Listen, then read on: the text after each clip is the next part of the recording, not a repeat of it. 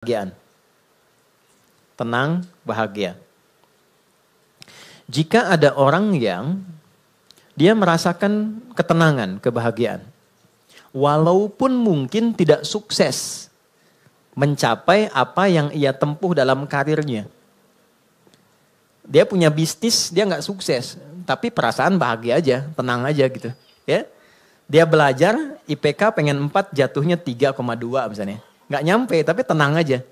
Ya, sukses yang belum tentu didapatkan dari kebahagiaan. Farah namanya. Sifatnya Farhan. Farah Queen, jangan Muhammad Farhan. Itu. Ya, orang yang diharapkan bahagia dalam hidupnya. Walaupun belum tentu sukses. Oke, pilih mana? Kaya tapi gelisah atau miskin tapi tenang? Kaya tapi tenang, oke. Oh ya. Ya, yang malu-malu jawab pengen sebetulnya kan? Oke, nah Allah tuh maha tahu. Jadi nggak harus ditanya, Allah tuh maha tahu. Sebelum dijawab, sudah diharapan. Sebelum mimpi, sudah dibangunkan. Makanya Allah bangunkan kita dari mimpi, naikkan harapan jadi kenyataan. Diingatkanlah 5 kali dalam sehari. Ya kan? Padahal mandi aja 2 kali kan? Makan 3 kali. Tapi untuk sukses dan bahagia, 5 kali diingetin. Gabungan 2 ini disebut falah namanya. Dan ini, pengingat ini, 5 kali ini, tidak pernah berhenti dalam 24 jam. Diperdengarkan di telinga kita. Telinga bahasa Arabnya itu udhun. Jamaknya, karena banyak yang punya telinga, dijamakkan adhan. Adhan. Kenapa adhan disebut adhan? Karena inilah satu-satunya panggilan di muka bumi yang didengar oleh orang yang masih punya telinga dan pendengaran. Itulah rahasianya kenapa waktu azan itu ada perbedaan di setiap tempat. Coba, kita sekarang di Tanah Kusir misalnya kan. Geser dikit Tanah Abang. Beda kan waktunya kan? Terus Tanah Abang yang di Jakarta dengan Tanah Abang yang di Palembang beda waktu kan? Palembang ada Tanah Abang juga kan? Ada, beda. Terus kalau kita riset, itu semua tempat di bumi, waktunya memiliki waktu khusus untuk adzan. Setiap tempat berbeda, karena Allah mengizinkan lafaz adzan terdengar selama 24 jam di semua tempat. Dan cuma ini, di mana ada agama yang punya panggilan kesuksesan, kebahagiaan, panggilan ritual, intelektual, fisikal sekaligus, diingatkan 24 jam dalam sehari. Dan ini pasti bukan buatan manusia. Karena nggak ada satupun manusia membuat sebuah panggilan seperti ini. Mustahil. Nah ini menunjukkan satu-satunya kebenaran risalah Islam. Tapi poinnya adalah substansinya bukan karena azannya. Allahu Akbar. Oh sholat nih. Ya. Poinnya bukan itunya. Sholat itu wasilahnya. Dari kata silah. Terkoneksi dengan kuat. Yang tak terpisahkan. Kita kumpul sekarang sifatnya disebut silah. Substansinya rahmat, kasih sayang, berbagi, ya. Digabungkan silah dengan rahmat jadi silaturahim. Silah itu artinya hubungan pertemuan yang menghubungkan sifat kasih yang dalam sehingga ketika berpisah itu masih ingat, bukan saat kumpul. Ya, Mas Dude ketemu Mas Baim sekarang nyapa, senyum, wajar orangnya ada. Itu belum silaturahim. Nanti ketika terpisah masih ingat tuh. Masih mengingatkan, masih WA, masih doain, ya, masih punya harapan yang bagus, gitu kan? Nah, itu namanya silaturahim. Jadi silaturahim itu nampaknya bukan saat kumpulnya, saat pisahnya. Nah, pertemuan ini melatih kita mengeluarkan aura-aura kebaikan yang terbawa saat kita berpisah. Itu poinnya. Ibadah yang melatih kita terkoneksi dengan Tuhan, dengan Allah, yang ketika kita selesai ibadah itu masih terhubung dan ingat dengan semua petunjuknya, itu disebut sholat namanya. Dari kata silah. Di sholat itu adalah wasilah untuk mengoneksikan kita dengan Allah yang punya segalanya. Yang punya akses Allah. Yang punya rizki Allah. Yang punya kelapangan Allah. Yang punya solusi Allah. Itulah yang menjadikan fitrah kita menyebut namanya saat punya kesulitan kan. Oke, saya sulit, saya telepon si fulan. Saya miss call si fulan, gak terangkat. Walaupun saya sering telepon dia, WA dia, bikin status tentang dia. Ketika punya kesulitan dia gak jawab. Yang terakhir harapannya siapa? Ya, miss call saya terhadap Allah. Khairai yarah.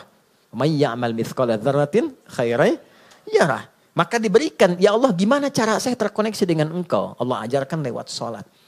Nah, sholat itu hakikatnya adalah wasilah yang mengantarkan kita pada pemberian Allah. Pemberian itu 5 nanti. Makanya sholatnya kenapa 5 waktu? Karena 5 ini yang kita butuhkan dalam kehidupan. Dan puncak yang 5 ini adalah falah. Falah. Ketenangan kita butuhkan. Makanya di rumah tangga kan yang pertama tenang dulu, sakinah. Mawadah itu nyusul setelah sakinah. Mawadah itu kan harta yang berlimpah yang membuat kita nyaman beraktivitas. Ya kan? Mau jalan ada kendaraan. Di rumah mau ke toilet nyaman. Mau sholat enak, mau tidur enak. Itu mawadah namanya. Tapi mawadah tanpa sakinah hampa. Dan sholat faidah pertamanya adalah melahirkan ketenangan. Makanya orang itu kalau sholat yang didapatkan pertama itu bukan jawaban doa. Tapi tenang. Saya ulang ya. Orang kalau sholat kan doa kan? Dalam ruku doa, dalam sujud doa, berdiri dia berdoa. Tapi yang Allah berikan pertama kali bukan jawaban doanya. Yang Allah berikan pertama kali adalah ketenangan yang dihunjamkan pada jiwanya. Makanya baru wudhu aja, aura kita sudah berbeda. Nanti baru berdiri ke tempat sholat saja, rasa sudah lain. Begitu mulai bertakbir, ketenangan hadir. Walaupun kadarnya beda-beda, tapi kita tidak bisa tolak bahwa ada ketenangan berbeda yang kita rasakan gelombangnya saat sholat yang tidak dirasakan di tempat lain. Ya, makanya tempat sholatnya disebut musolla. Musolla itu tempat sholat. Tapi nggak pakai hak di ujungnya ya. Ya, musolla, gini, musolla, gini, ya, atau tulisnya musalla, begini. Ya, kalau pakai hak, musallah begini, tempat orang disolatkan. Oh, oke. Anda bikin di sini musallah, tempat disolatkan tuh. Ya. Oke, musallah, tempat sujudnya, di situ kita sujud kalau diperluas namanya masjid. Masjid itu tempat sholat, intinya kan begitu kan? Coba masuk masjid dengan masuk rumah sendiri, masuk masjid dengan masuk ruangan kerja, lain gak rasanya? Ada ketenangan tersendiri kan? Ya kan? Ada gelombang yang berbeda ya. Ya? Kenapa? Karena di dalamnya ada amalan pokok sholat. Tempatnya juga beda. Masuk tenang, sholat 2 rakaat, duduk, belum ngapa-ngapain. Bisa ngantuk Pak saking tenangnya. Tidur aja kan?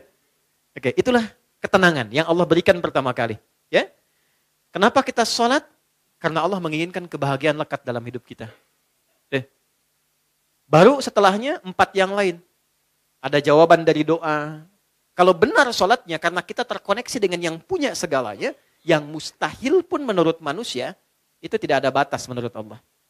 Ya, tidak ada batas menurut Allah. Banyak kisah viral dalam Al-Quran tentang permohonan yang dipanjatkan dalam sholat untuk mengabulkan persoalan-persoalan yang rumit menurut manusia.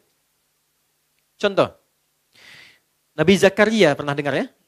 Baik ya, Nabi Zakaria, istrinya namanya Eliasobat. Dalam bahasa Latin disebut Elizabeth. Elizabeth itu nama genealogi ke atasnya Eliasobat, istrinya Nabi Zakaria. Adiknya dari Hannah. Hannah itu istrinya Imran. Imran dengan Hannah menikah, kemudian mengandung Hannah, Maryam. Dalam kandungan Imran meninggal. Nanti Hannah melahirkan Maryam, Maryam nanti Bunda Maria melahirkan Isa alaihissalam. Oke. Maryam punya tempat khusus untuk ibadah. Diberi nama mihrab. Salatnya di situ. Salat di situ.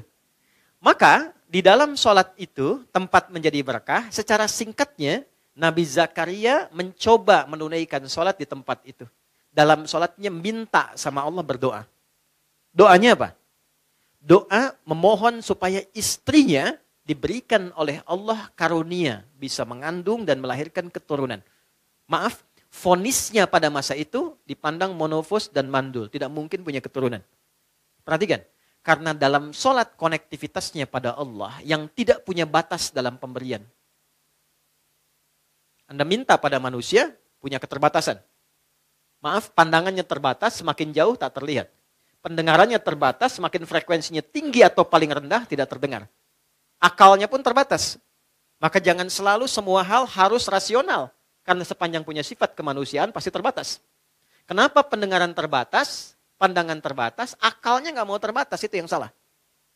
Oke, ketika semua terbatas, kita harus minta pada yang tidak punya batas. Tuhan, Allah. Makanya kalau mentok tuh pasti yang disebut Allah kan? Kalau mentok tuh pasti Allah. Kenapa? Karena kita sadar, fitrah kita menuntun, cuma ini yang tidak punya batas. Nah, Allah punya 99 sifat pemberian. Allah punya 99 sifat pemberian, disebut dengan Asmaul Husna. Quran surah 17 di ayat 110. 99 ini adalah nama khusus sesuai dengan kebutuhan kita. Jadi nggak harus semua dibaca. Butuh rizki, sebut ya Allah, ya Razak. Butuh ilmu, ya Allah, ya Alim. Punya masalah, pengen solusi, ya Allah, ya Fattah. Pengen kesabaran ditambah, ya Allah, ya Sabar. 99. Qulid Allah, sebut namaku, kata Allah. Awid Ar-Rahman, kalau sedang dalam lukanya, sebut ya Rahman yang maha lembut, yang maha kasih. Engkau yang memilih aku jadi hambamu. Engkau yang mengasihiku. Ya Allah, dengan kelembutan dan kasihmu tuntaskan masalahku. Rahman. Ayyamma tad'u, tapi kalau engkau tahu, falahul asmaul husna. Pilih nama sesuai kebutuhanmu. Maka Nabi Zakaria memilih satu nama Allah sesuai dengan sifat yang dibutuhkan. Wahhab, pemberi tanpa batas. Karena orang mengatakan ada batasan, maka dipilih nama ini tanpa batas. Kalau meminta dengan nama, sebut ujungnya hab. Makanya sering kita minta, Rabbana hab lana min azwajina. Karena beliau khusus minta, ya, untuk dirinya, untuk istrinya, maka beliau katakan Rabbi habli. Kan? Hunalika da'a Zakaria rabbah qala Rabbi habli min ladunka dzurriyyatan thayyibah innaka sami'ud du'a. Itu ada di Ali Imran di ayat yang ke-38. Ya Allah, mereka mengatakan dan memvonis aku dan istriku tak mungkin punya keturunan. Maka dalam sholatku ini aku terkoneksi denganmu, aku minta padamu yang tidak punya batas dalam pemberian. Ini. Apa yang terjadi? Innaka sami'ud du'a. Ya Allah, engkau pasti dengar doaku. Perhatikan kalimatnya, dalam sekali. Nanti kalau berdoa, sisipkan rasa ini. Di Allah tuh sangat cepat menjawab pada doa-doa yang disifati dengan rasa yang dalam. Ya Allah, engkau pasti mendengar doaku. Kalau pada yang maha mendengar tidak terkabulkan juga, kepada siapa lagi aku mesti memohon? Gitu ya? Oke? Ya Allah, engkau yang titipkan dia kepadaku. Engkau yang jadikan dia sebagai anakku. Engkau yang jadikan dia sebagai pasanganku. Engkau yang titipkan dia bukan kepada yang lain. Ya Allah, engkau yang menciptakannya. Engkau yang mengarahkannya. Maka mohon dengan segala keagunganmu ya Allah, jadikan kami orang-orang yang engkau ridhai. Rubah kami menjadi lebih baik, lebih lembut, lebih damai, lebih tenang. Kalau dengan permohonan dan air mata aku tumpahkan belum juga terkabul, maka tunjukkan kepadaku saat ini dengan cara apa lagi bisa aku memohon padamu.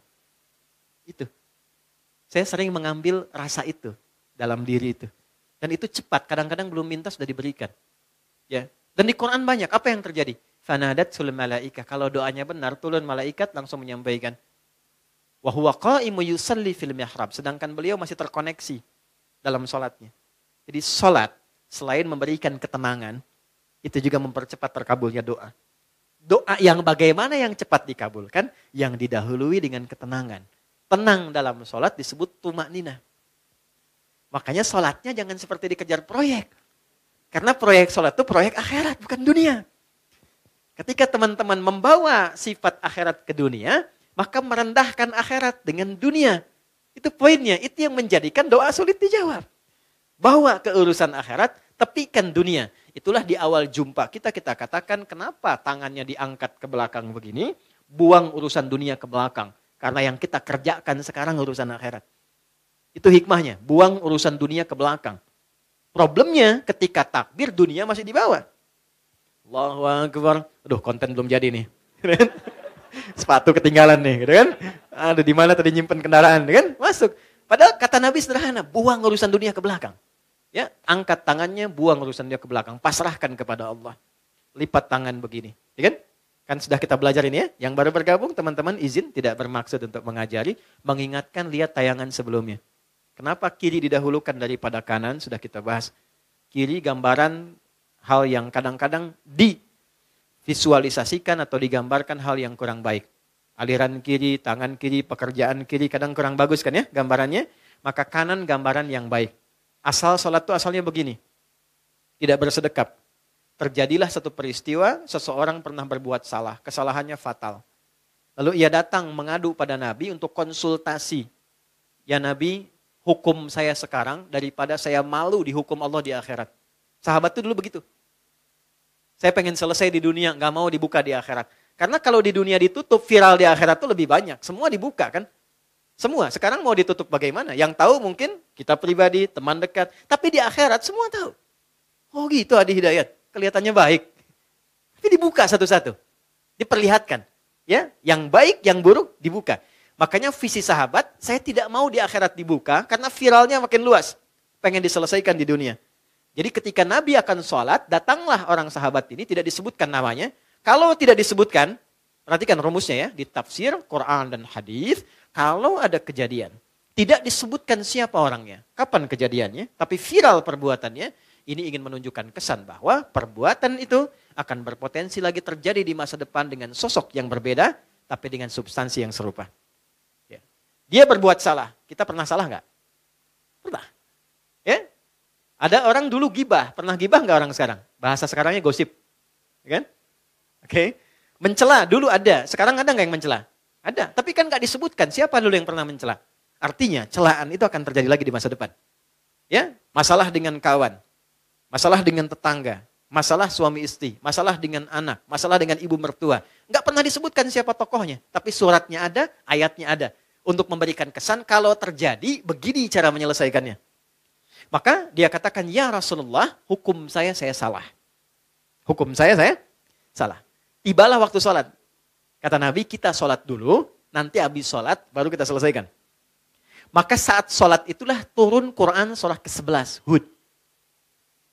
Ayat 114.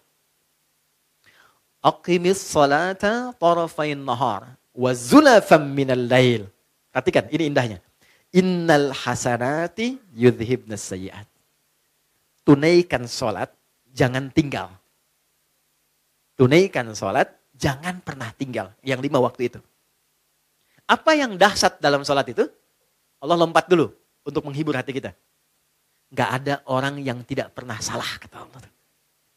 Ya, kecuali Nabi Rasul yang dijaga dari kesalahan, namanya maksum. Di sepanjang bukan Nabi, sepanjang bukan Rasul, pasti salah. Jadi percuma menuntut seseorang itu untuk selalu benar. Karena sifat manusia pasti salah. Ya kita turunkan babnya ya. Ya, saya ambil contoh. Kami baru pulang dari Mekah, dari Madinah. Terus kita belajar tuh di pelataran Masjid Nabawi, Masjidil Haram. Saya tarik sedikit aja ya. Nabi itu mengajarkan fikih parenting dengan keluarganya. Itu begitu indah. Gak ada ketegangan, gak ada kegaduhan, dan rata-rata canda. Makanya saya ngobrol dengan beberapa teman, saya bilang, kenapa sekarang kalau orang belajar parenting serius banget? Bawaannya tegang melulu gitu. Ini kewajiban suami, ini kewajiban istri, ini neraka, ini surga. Padahal yang ditampilkan oleh Nabi, kebanyakan 85%-nya itu canda semua. Karena memang kehidupan rumah tangga itu kehidupan bercanda. Laibun walahun. Canda. Saya teman-teman, kalau di rumah, itu seriusnya sama istri dan anak cuma dalam 3 hal. Sholat, Quran, kedua jangan maksiat. Jangan bohong, 1. Itu. Yang lainnya, turunan-turunannya. Lebihnya canda. Anda boleh tanya sama istri saya. Kalau beliau tanya, istri saya tanya, pasti saya plesetin canda semua. Canda semua. Anak-anak canda semua. Itu semua canda. Kenapa? Karena kehidupan rumah tangga itu gak serius-serius amat. Karena si amat pun tidak serius. Banyaknya canda. Contoh gini. Istri Nabi ada berapa? 9. Ada yang lain? Jangan khawatir ya, saya gak bahas bab poligaminya, tenang aja. Oke ya. Si Nabi 9 yang berkehidupan, 11 dengan beliau, 1 yang milkul yamin. Ya. Pembahasan detailnya nanti. Singkatnya begini. Dari sekian itu kenapa Nabi diizinkan menikah lebih daripada 4 istri? Kenapa diizinkan? Saya sering sampaikan. Maaf ini rahasianya teman-teman. Karena seluruh istri Nabi itu mewakili semua karakter perempuan di muka bumi. Itu rahasianya. Jadi nanti ada yang suka mengajar, suka belajar dan mengajar, ikuti Sayyidah Aisyah. Ada yang suka fashion, ada perempuan suka fashion ada. Nanti modelnya Sayyidah Zainab. Ada yang suka bikin kue. Itu Sayyidah Saudah binti Zam'ah. Yang bikin kue ini usianya udah 70 tahun ke atas. Sepuh. Tapi nggak pernah Nabi masuk ke rumah beliau, ke kamar Sayyidah Saudah itu di samping Sayyidah Aisyah. Jadi kalau ini yang kubah hijau itu di atas ya. Kubah hijau ke bawah kan ada kamar ya. Di kamar Sayyidah Aisyah, ini kamar Saudah binti Zamah. Sayyidah Saudah binti Zamah. Ini sudah sepuh. Hobinya bikin makanan. Nabi pulang sedang bikin adonan tepung. Itu tepung adonannya dicolek oleh Nabi, kemudian dicolekkan di kedingnya dan ketawa bersama. Kalau bahasa kita tuh panggil sayang. Sayang apa kabar? Gede, masih ketawa. Ya, kapan kakek nenek kita tuh panggil sayang pada pasangannya tuh? Anda bisa kebayang nggak? Jadi semua masuk ke rumah itu semua hiburan. Ada istri Nabi yang senang curhat, ada. Kalau ke rumah tuh cerita, kan? Ada hadis di Al-Bukhari panjang banget. Panjangnya itu cuma satu intinya. Suami mendengar curhat istri. Dan gak pernah dipotong, didengar aja. Karena tahu 8 jam ditinggal, 12 jam ditinggal itu pasti ada sesuatu yang dipendam. Jadi Nabi selesaikan dengan mendengar aja, gak pernah dipotong, dengerin ya terus. Ya, istri kan prinsipnya cuma satu, ya. Gak pernah menginginkan suami merasa benar. Gak pernah berharap begitu. Cuman tolong pahami, merasa bersalahlah sekali gitu ya. Ini, gak apa-apa, dengerin. Itu ada hadis di Al-Bukhari panjang, dengarkan.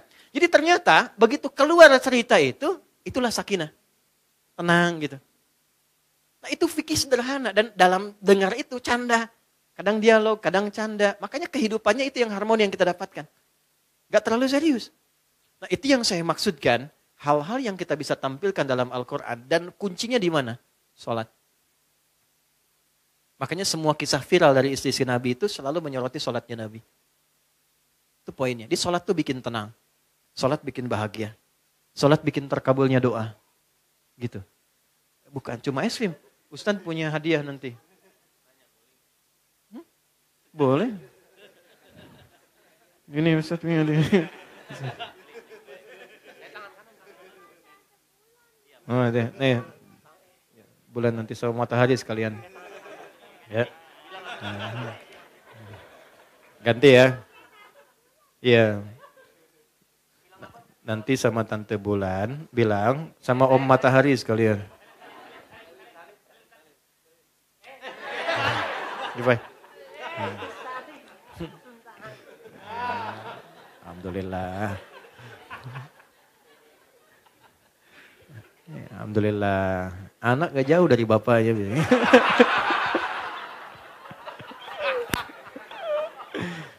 Insyaallah baik.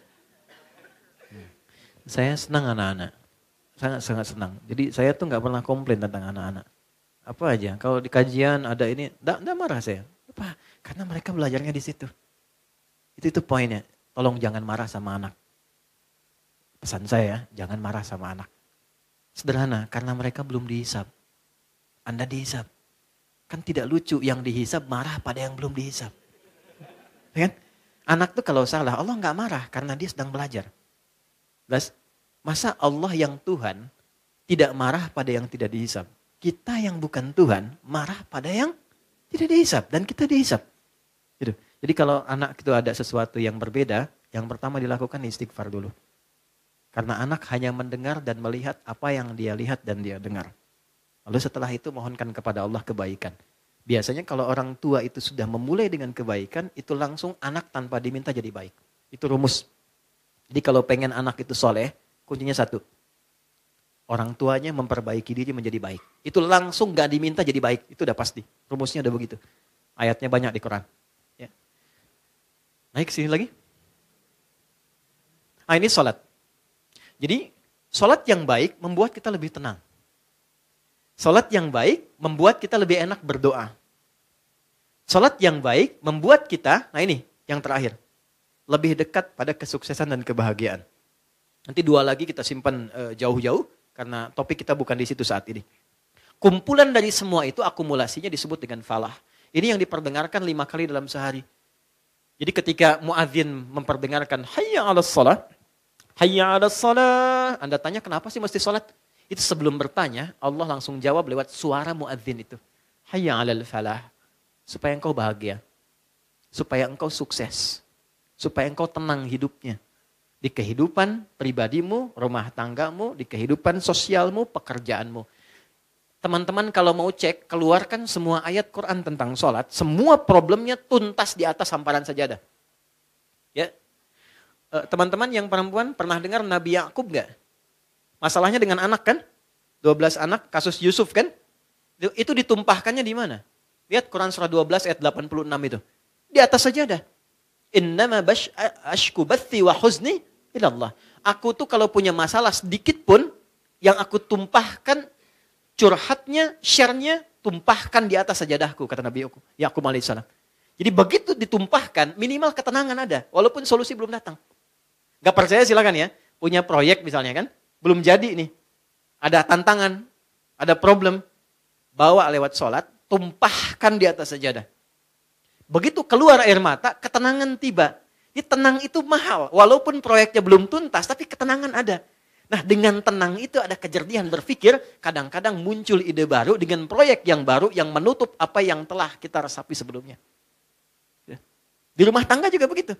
Kalau ada masalah, curhatnya Allah sudah bentangkan di Quran, curhatkan kepadaku, itu bahasa Quran. Karena yang paling aman itu yang ini, yang menguasai kita. Tumpahkan ke sini. Minimal kalau belum datang solusi, ada ketenangan. Jadi lebih damai. Nanti kalau sudah damai, ditutup masalahnya dengan kita, walaupun belum selesai dengan orang lain. Tapi kita sudah tenang. Jadi kalau muncul masalah baru, sudah ada perisainya. Sudah tenang, sudah enak, sudah damai. Nanti solusi pelan-pelan akan dituntun. Jelas? Halo, kenapa sedih begini? Naik ya? Nah, ini poinnya. Nah pertanyaannya adalah, apakah semua orang yang sholat sudah mendapatkan poin ini? Dulu orang sholat dengan gerakan yang sama, bacaan yang sama, nabi yang sama, bacaan-bacaan ayat dan surat yang sama, mereka meraih apa yang dijanjikan oleh Allah dari semua manfaat sholat. Kita punya gerakan yang serupa, bacaan yang sama, Qur'annya sama, nabinya sama, hadisnya sama. Kenapa? Standar yang telah Allah tetapkan dalam Quran belum maksimal kita raih. Cuma dua jawabannya seperti yang pernah kita ulas. Satu, ini bahasa Quran. Kebanyakan orang yang sholat, satu, ini bahasa Quran, boleh jadi belum khusyuk dalam sholatnya. Kedua, boleh jadi sebagian dari orang yang sholat itu, ini poinnya, tidak paham, tidak mengerti apa yang dibaca dan dilakukan dalam sholatnya. Jadi hanya formalitas secara fikih saja. Fikih itu gini, fikih itu menggugurkan kewajiban. Jadi tidak ada tuntutan mesti paham dalam sholat. Kalau kita bacakan benar secara rukun, benar kemudian secara panduan, awal sampai akhir, keguguran dari kewajiban selesai. Artinya kewajiban selesai ditunaikan. Nggak ada dosa. Tapi kalau kita paham, kenapa mesti takbir? Kenapa kakinya begini? Kenapa tangannya begini? Kenapa doanya ini? Nanti dapat tambahan keberkahan namanya. Namanya hikmah. Hikmah dari sholat itulah yang menuntun kita mendapatkan poin-poin tadi.